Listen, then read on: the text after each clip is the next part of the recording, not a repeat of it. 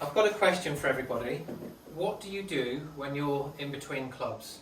You've got a favourite club or a yardage that you've got that is a really good 9-iron or a really good 8-iron, and you're in between clubs. What do you do next? I'm just going to show you now how you can simplify this process. First of all, I'm going to hit some 9-irons just to get my average yardage, and then talk you through what happens when you get a yardage it's too long for a 9-iron and too short for an 8-iron.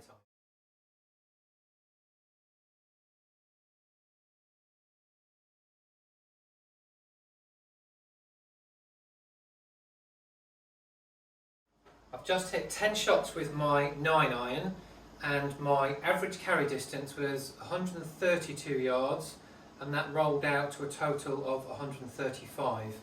I'm now going to do the same exercise with my 8-iron.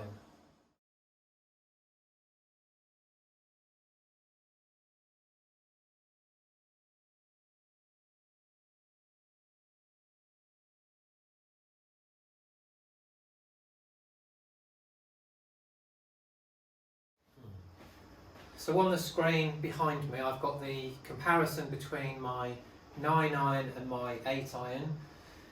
You can see here the carry distance of 132 9-iron, 148 on my 8-iron, and then it's estimating rollouts 135 versus 153. So you would expect, if I've got 145 yards to go, I'm going to be in between yardages. I'm just going to show you now how we can make this much easier, rather than thinking I need to smash a 9-iron in or fiddle an 8-iron in. Let me show you what you can do. I've now set the yardage to 145, which is in between both of my clubs.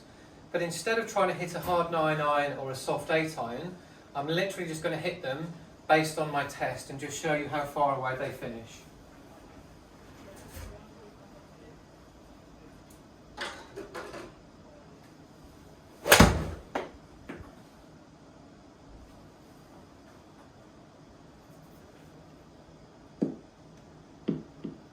So that's the 9-iron, which we'd expect to come up short.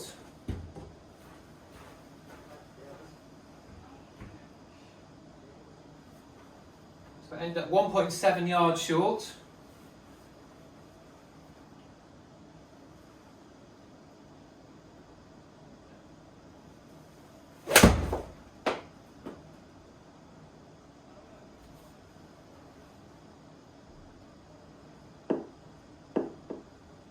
And there's my 8-iron. It's finished at 152 yards, which is similar to my average. And that's gone 4.7 yards away, so that's less than 15 feet.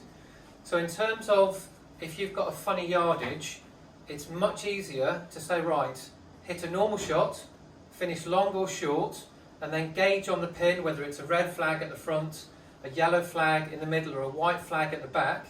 You could say, right, I've got 145 yards, and it's a red flag, so on that basis I'm better off hitting an 8-iron and playing for the middle of the green.